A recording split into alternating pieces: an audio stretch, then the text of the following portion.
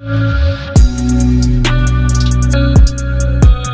Welcome back guys to नाइम story moments. तो चलो आप हिम्मत करके वीडियो भी स्टार्ट करते हैं। तो गाइस जैसा कि हम लोगों ने पिछली वीडियो में देखा था कि शाओयन ने युनजुन को युनलैंड सेक्ट को डिसबैंड यानी कि युनलैंड सेक्ट का बोरिया बिस्तरा उठाकर जामा एम्पायर से जाने का बोल दिया था और फिर वो खुद भी युनशेन की लाश को अपनी स्टोरी रिंग में स्टोर करने के बाद आइस एम्पायर के साथ वहां से चला जाता है। अब दोस्तों इसके बाद नालन जी और नालन छू भी नालन जेनलन से दूर खड़े खड़े ही कहते हैं कि बेटी तुम भी आकर अपनी माँ से मिल लेना, क्योंकि वो तुमसे 3 सालों से नहीं मिली। जिस पर नालन जेनलन हाँ में सर हिला देती है। अब दोस्तों नालन जी और नालन छू युनजुन को ग्रीट करके वहां से शाओयन के पीछे पीछे चले जाते हैं। अब इधर नालन जेनलन युनजुन से पूछती है कि टीचर अब हम लोग क्या करें, जिस पर युनजुन कहती है कि क्या तुमने शाओयन की बातें नहीं सुनी और उसकी बातों से क्या तुम कुछ नहीं समझी कि आज शाओयन ने हम दोनों की वजह से युनलैंड सेक्ट के डिसेबल्स का खून नहीं बहाया और जो युनलैंड सेक्ट ने शाओयन के साथ किया था उसके बदले में जो आज शाओयन ने युनलैंड सेक्ट को डिसबैंड कर दिया है वो शाओयन की आखिरी हाथ थी। अब इसके बाद युनजुन युनलैंड सेक्ट के बाकी बचे हुए एल्डर्स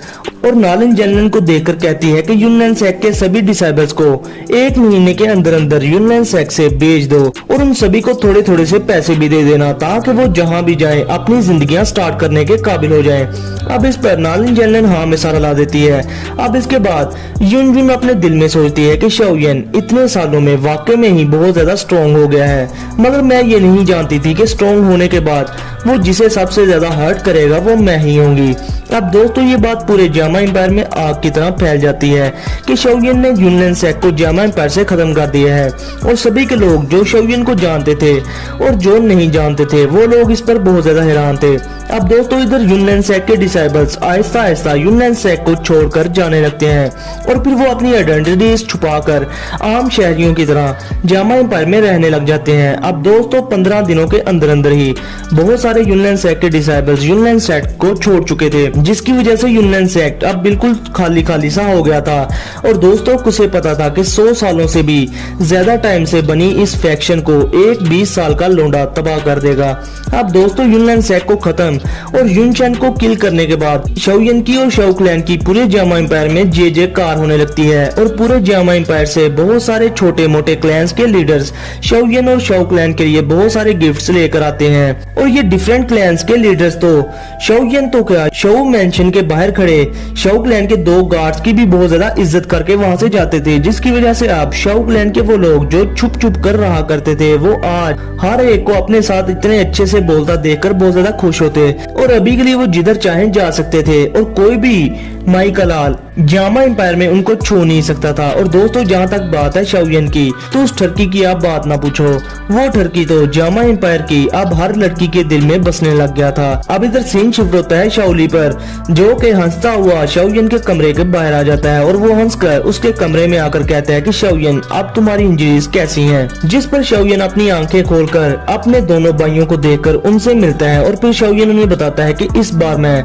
सीरियसली इंजर्ड हो गया हूँ और अभी के लिए मैं उनसे रिकवर भी नहीं हुआ। और दोस्तों अभी के लिए अगर शाओयन की जगह कोई और पर्सन होता तो वो शायद इन इंजरीज की वजह से कब कब मर भी गया होता। अब इधर शाओडिंग शाओयन से कहता है कि तुम बस आराम से अपनी इंजरीज को रिकवर कर लो और अभी के लिए हम तुम्हें मजीद किसी मुश्किल में नहीं डालना चाहते, क्योंकि तुम हमारी फैमिली के सबसे इम्पोर्टेंट पर्सन हो। अब शाओडी और शाओली शाओयन को युनलैंड सेक्ट के बारे में बताते हैं कि आधे महीने में बहुत सारे लोग युनलैंड सेक्ट को छोड़कर जा चुके हैं और मजीद आधे महीने तक युनलैंड सेक्ट पूरा खाली हो जाएगा। और दोस्तों अभी के लिए शाओली को युनलैंड सेक्ट पर काफी ज्यादा गुस्सा था, जिस पर शाओडिंग उसको कहते हैं कि हमने युनशेन और उसके साथ जो एल्डर्स थे उन्हें किल करके ऑलरेडी ही अपना बदला ले लिया है और अभी के लिए अगर हमने युनलैंड सेक्ट के डिसेबल्स को भी किल कर दिया होता तो फिर लोग हमसे डरने लग जाते, जो मैं नहीं चाहता था। इधर शाओयन अपने बड़े भाई शाओडिंग की बात सुनकर स्माइल कर देता है और सोचता है कि अगर उस दिन वहां पर युनजुन ना होती तो मैंने पहले ही युनलैंड सेक्ट के सभी के डिसेबल्स को किल करने का डिसाइड कर ही लिया था। अब इधर शाओडिंग भी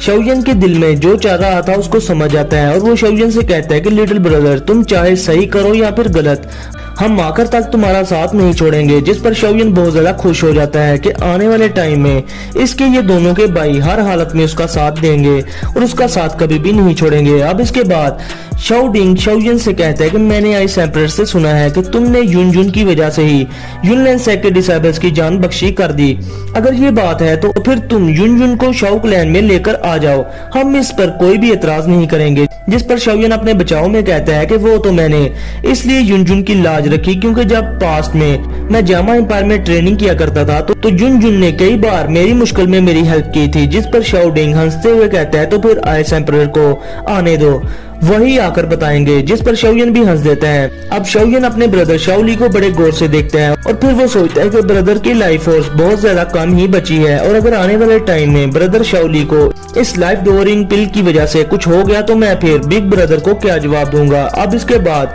शाओयन अपने मास्टर की दी हुई डार्क ब्लैक रिंग को देखकर थोड़ा सा खुश हो जाता है। अब इसके बाद शाओडिंग शाओयन से कहता है कि शाओयन आज तुम्हारी वजह से शाओ क्लैन की रेपुटेशन पूरे जामा एम्पायर में इतनी ज्यादा बढ़ गई है कि पूरे जामा एम्पायर में से लोग महंगे महंगे गिफ्ट लेकर हर रोज शाओ मेंशन में आ रहे हैं और अगर आज फादर यहाँ पर होते तो वो तुम पर बहुत ज्यादा फख्र करते और शायद इसीलिए वो हम तीनों भाइयों में से ये सब बड़ी चीजें तुमसे ही एक्सपेक्ट किया करते थे। अब अपने फादर का सुनकर शाओयन बहुत ज्यादा सैड हो जाता है और फिर वो अपने भाइयों को बताता है कि मुझे अभी के लिए फादर की लोकेशन के बारे में कुछ सुराग मिले हैं, मगर मेरी अभी की स्ट्रेंथ के साथ मेरे लिए फादर को रेस्क्यू करना नामुमकिन है। जो सुनकर दोनों के भाई अपने भाई को थोड़ा सा हौसला देते हैं, जिस पर शाओयन को भी थोड़ी तसल्ली होती है। अब दोस्तों इसके साथ ही शाओ क्लैन के लोग जोर से पुकारने लग जाते हैं कि ओल्ड मास्टर हाई बदोंग क्लैन में आए हैं। अब आइस एम्परर का सुनकर शाओयन खुशी में उठ खड़ा होता है क्योंकि युनलैंड सेक्ट को तो शाओयन ने हरा दिया था और अभी के लिए उनका स्टेप शाओयन का अपने फादर से किया हुआ वादा पूरा करना था, जो कि ये था कि वो शाओ क्लैन को एक बार फिर से उसकी पीक पर लेकर जाएगा। अब दोस्तों इसके साथ आइस एम्परर वहां पर आकर शाओयन से हंसते हुए कहते हैं कि तू तो बड़ा डीठ है जो तू सिर्फ आधे महीने में ही अपनी इंजरी से इतने ज्यादा रिकवर हो पाए हो। नन्हे साथी, मैं तो तुम्हारी इस प्रोग्रेस पर बहुत ज्यादा हैरान हूँ। अब दोस्तों चेयर पर बैठने के बाद आइस एम्परर हाई बदोंग शाओयन को बड़े गौर से देखने लग जाते हैं और वो कहते हैं कि शाओयन तुम्हारा ओरा तो देखो तो सही, ये बार बार फ्लक्चुएट कर रहा है और शायद ये तब ही होता है जब कोई अपने लेवल का ब्रेक थ्रू करने के बहुत ज्यादा करीब हो। जिस पर शाओयन भी कहता है कि युन चैन से लाइफ एंड डेथ बैटल करने के बाद शायद अभी के लिए मुझे लगता है कि मैं इन इंजरीज की वजह से ही अब बहुत जल्दी ही दो होंग लेवल का ब्रेक थ्रू कर पाऊंगा। जिस पर आइस एम्परर हाई बदोंग बहुत ज्यादा खुश हो जाता है और वो कहते हैं कि युन चैन से फाइट और उसको किल करने का इनाम तुम्हें दो होंग लेवल का ब्रेक थ्रू करने की सूरत में मिल जाएगा। और अभी के लिए आइस एम्परर अच्छे से जानता था कि दो होंग से दो होंग लेवल में जाने के लिए कौन कौन से खट्टे मीठे पापड़ बेचने पड़ते हैं और एक दो होंग लेवल से बहुत ज्यादा स्ट्रॉन्ग होता है। और अभी के लिए आइस एम्परर शाओयन की ट्रेनिंग स्पीड पर बहुत ज्यादा हैरान भी थे और बहुत ज्यादा खुश भी। और अभी के लिए दोस्तों मैं आप लोगों को बता दूं कि अगर शाओयन ने युन चैन से लाइफ एंड डेथ बैटल ना की होती तो शाओयन इतनी जल्दी दो होंग लेवल का ब्रेक थ्रू कभी भी ना कर पाता, क्योंकि दोस्तों लाइफ एंड डेथ बैटल के किसी भी पर्सन का पोटेंशियल उसकी बॉडी से निकालकर शो कर देती है। अब इधर आइस एम्परर मुद्दे की बात पर आते हैं और अपने बुलाने की वजह शाओयन से पूछते हैं, जिस पर शाओयन आइस एम्परर से पूछते हैं कि ओल्ड हाई क्या आपने कभी हॉल ऑफ सॉल फैक्शन के बारे में सुना है। जिस पर आइस एम्परर हैरान होकर कहते हैं कि हॉल ऑफ सॉल, और फिर वो कहते हैं कि क्या प्रोटेक्टर वू जो युनलैंड सेक्ट में अपीयर हुआ था क्या वो भी हॉल ऑफ सॉल का मेंबर था। जिस पर शाओयन हाँ में सारा ला देता है। अब आइस एम्परर शाओयन को बताता है कि मुझे हॉल ऑफ सॉल के बारे में इतना तो नहीं पता, मगर मैंने इस फैक्शन के बारे में थोड़ी बहुत जानकारी इकट्ठी की है, जिससे मुझे पता चला है कि ये फैक्शन बहुत ही ज्यादा मिस्टीरियस है और ये लोग इन स्पिरिट्स का शिकार करके उन्हें पकड़ लेते हैं, जो स्पिरिट्स अपनी बॉडीज को छोड़ जाती हैं। जिस पर शाओयन आइस एम्परर को बताता है तो फिर अभी के लिए मेरे फादर और मेरे टीचर हॉल ऑफ सॉल के लोगों के हाथ में है और अभी के लिए मुझे मजीद लगता है कि हॉल ऑफ सॉल के लोग आने वाले टाइम में अपने कुछ स्ट्रॉन्ग एक्सपर्ट्स को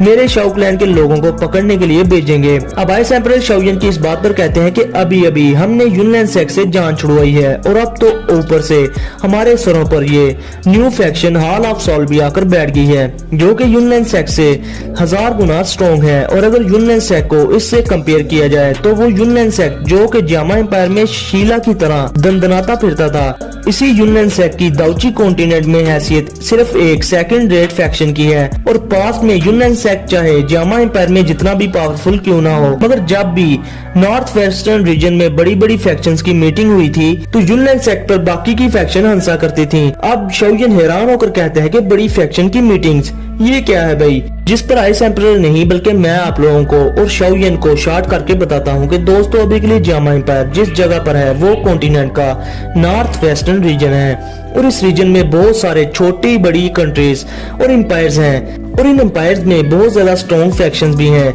जैसे कि जामा एम्पायर के पास थी यूनलैंड सेक्ट। और जो इस नॉर्थ वेस्टर्न रीजन की सबसे स्ट्रॉन्ग फैक्शन है ना, वो ये चाहती है कि सभी की नॉर्थ वेस्टर्न रीजन की फैक्शन को इस मीटिंग फैक्शन के जरिए अपने साथ मिला लिया जाए, जिससे फिर वो लोग दाउची कॉन्टिनेंट की दूसरी फैक्शन के सामने सर उठाने के लायक हो जाएंगे। और जहां तक बात है यूनलैंड सेक्ट की, वो इस नॉर्थ वेस्टर्न रीजन में भी सिर्फ एक सेकंड रेट फैक्शन थी, मगर युन शेन के अपीयर हो जाने के बाद यूनलैंड सेक्ट एक फर्स्ट रेट फैक्शन बन गई थी। और इस बार जो 5 साल बाद जो फैक्शन ग्रेट मीटिंग होनी थी, इसमें युन शेन अपने यूनलैंड सेक्ट के खिलाफ सभी के दूसरी फैक्शंस का मुंह बंद करवा देना चाहता था, मगर शाओयन तुमने इससे पहले आकर युन शेन और यूनलैंड सेक्ट का ही मुंह बंद करवा दिया। अब शाओयन आइस एम्परर से फैक्शन और फैक्शन मीटिंग्स के बारे में इतनी ज्यादा इंफॉर्मेशन सुनने के बाद बहुत ज्यादा खुश हो जाता है और फिर आइस एम्परर हाइबदोंग शाओयन को मजीद बताते हैं कि अभी के लिए जो नॉर्थ वेस्टर्न रीजन में फर्स्ट रेट फैक्शन मानी जाती है, उस फैक्शन का नाम स्काई सरपेंट मैंशन है, जो कि इस रीजन में फर्स्ट रेट फैक्शन है। और अभी के लिए मो क्लैन के 2 एक्सपर्ट्स जो कि 2 होंग लेवल के प्रैक्टिशनर हैं, वो इस स्काई सरपेंट मैंशन के एल्डर्स हैं और उन्होंने मुझे बताया था कि स्काई सरपेंट मैंशन ने भी हाल ही में पब्लिक सेक्ट के चीफ को हरा दिया है। और अभी के लिए स्काई सरपेंट मैंशन पूरे नॉर्थ वेस्टर्न रीजन की ओवरलॉर्ड फैक्शन बन चुकी है, जो सुनकर शाओयन भी थोड़ा सा हैरान होकर कहते हैं कि ये फैक्शन तो यूनलैंड सेक्ट से भी ज्यादा स्ट्रॉन्ग है। और फिर शाओयन को याद आता है कि जब कुछ सालों पहले शाओयन ने मो क्लैन में जाकर एक छोटी लड़की को बचाया था जिसका नाम किंग लिन था। और दोस्तों मेरे ख्याल से शायद ये सीजन 3 वाली वही लड़की की बात कर रहे हैं जो कि बड़े बड़े स्नेक्स को इजीली कंट्रोल कर लिया करती थी। अब शाओयन कहता है कि अगर उस वक्त हमने किंग लिन की हेल्प ना की होती तो आप जो स्काई सरपेंट मैंशन के कुछ एक्सपर्ट्स हमारे साथ जो मिलकर यूनलैंड सेक्ट के साथ लड़े हैं वो ना आते। अब इधर शाओली और शाओडिंग दोनों के आइस एम्परर की ये सभी की इंफॉर्मेशन सुनकर हैरान थे। अब आइस एम्परर हाइबदोंग हंस कर कहते हैं कि अब जैसा कि यूनलैंड सेक्ट तबाह हो चुका है तो इसका मतलब है तो अभी के लिए जामा एम्पायर के पास कोई भी फैक्शन नहीं जो कि बाहर की दुनिया में जामा एम्पायर को रिप्रेजेंट कर पाए। जिस पर शाओयन आइस एम्परर से कहता है कि ओल्ड भाई आपके कहने का क्या मतलब है, जिस पर आइस एम्परर शाओयन से कहते हैं कि मेरा मतलब साफ है, जैसा कि तुम्हारे शाओ क्लैन के पीछे अब वो मिस्टीरियस हॉल ऑफ सॉल वाले पड़ चुके हैं, तो क्या तुम यूं ही बैठे रहोगे और अपने क्लैन मेंबर्स की आइडेंटिटीज चेंज करके उनको फिर से कहीं छुपा दोगे क्या। जिस पर शाओयन सारी बात समझ जाता है और उसको अपने फादर से किया हुआ वो वादा याद आ जाता है जो उसने किया था कि वो शाओ क्लैन को ऊंचाइयों की बुलंदियों तक लेकर जाएगा। मगर अभी के लिए सिचुएशन को देखकर शाओयन अपने क्लैन मेंबर्स को हॉल ऑफ सॉल वालों से बचाने के लिए पहाड़ों में छुपाकर उनसे लकड़ियां भी नहीं कटवाना चाहता था। अब इधर आइस एम्परर शाओयन के एक्सप्रेशंस देखकर कहते हैं कि अगर तुम और तुम्हारे क्लैन वाले मजीद अब छुपना नहीं चाहते तो तुम्हें फिर अपने शाओ क्लैन को हॉल ऑफ सॉल से बचाने के लिए एक स्ट्रॉन्ग फैक्शन बनानी होगी। और नन्हे साथी यही तुम्हारे लिए बेस्ट चांस है, क्योंकि अभी के लिए जामा एम्पायर में कोई और स्ट्रॉन्ग फैक्शन नहीं है। और अगर तुमने एक बार अपनी फैक्शन बना ली और अगर वो तुम्हारी फैक्शन नॉर्थ वेस्टर्न रीजन की फर्स्ट रेट फैक्शन बन गई तो फिर हॉल ऑफ सॉल वाले तुम्हारे शाओ क्लैन के मेंबर्स को हाथ लगाने से पहले 100 बार सोचेंगे, जैसे अपने नेता लोग सोचते हैं कि जनता से वोट कैसे लिया जाए। और अब आइस एम्परर शाओयन से मजीद कहते हैं कि अगर शाओयन तुमने वो फैक्शन ना बनाई तो फिर तुम मुझे ये बताओ तो फिर तुम कैसे अकेले ही अपने फादर और अपने मास्टर को हॉल ऑफ सॉल वालों से छुड़वाने के लिए पूरे दाउची कॉन्टिनेंट का कोना कोना छानोगे। जिस पर शाओयन कहता है कि ओल्ड भाई आप ठीक हैं, मगर ये बहुत ज्यादा मुश्किल है, क्योंकि अगर मैंने जामा एम्पायर में कोई नई फैक्शन बना ली जो कि नॉर्थ वेस्टर्न रीजन में कल को लॉर्ड फैक्शन बन भी जाए, लेकिन मेरी नेचर ऐसी है ही नहीं कि मैं किसी भी फैक्शन को संभाल पाऊं। और अगर मैंने फैक्शन को संभालने पर फोकस किया तो इससे मेरी ट्रेनिंग बहुत ज्यादा खराब हो जाएगी। जिस पर आइस एम्परर कहते हैं कि इसकी कोई भी जरूरत नहीं कि तुम अपनी बनने वाली फैक्शन की पर्सनली देखभाल करो। और फिर आइस एम्परर शाओडिंग और शाओली की तरफ देखकर कहते हैं कि यहाँ पर बहुत सारे अच्छे लोग भी हैं जो कि तुम्हारी जगह इस फैक्शन को मैनेज कर पाएंगे और तब के लिए फिर तुम वो चीफ बन जाओगे जो कि फ्री होकर अपनी ट्रेनिंग करेगा। अब आइस एम्परर हाइबदोंग मजीद शाओयन से ये कहते हैं कि अभी के लिए तुम्हारी रेपुटेशन को देखकर मुझे ये लगता है कि जामा एम्पायर में बहुत सारे ऐसे एक्सपर्ट्स मौजूद हैं जो कि तुम्हारे एक इशारे पर तुम्हारी इस फैक्शन में शामिल हो जाएंगे। और तो और अभी के लिए जामा एम्पायर की सभी की बड़ी फैमिलीज और क्लैंस तुम्हारे सभी के एक्शंस को बड़ी गौर से देख रहे हैं और तो और वो भी जरूर तुम्हारे साथ मिलकर बहुत सारे बेनिफिट्स और रिवार्ड्स हासिल करना चाहेंगे। जिस पर शाओयन फिर कुछ सोच कर कहते हैं तो फिर ठीक है, मुझे ऐसा लगता है कि आप जामा एम्पायर का नसीब बदलने वाला है, इसलिए ओल्ड हाई आप मेरी हेल्प करें। ओल्ड फार्मा को, नालन क्लैन को, मू क्लैन को और बाकी के बड़े क्लैंस को एक मीटिंग पर बुलाने के लिए। जो सुनने के बाद आइस एम्परर हाई बदाऊं बहुत ज्यादा खुश हो जाते हैं और अभी के लिए वो अपना सर हाँ में हिला देते हैं। और दोस्तों अभी के लिए आइस एम्परर हाई बदाऊं को इस बात पर पूरा यकीन था कि जामा एम्पायर शाओयन के आगे कुछ भी नहीं।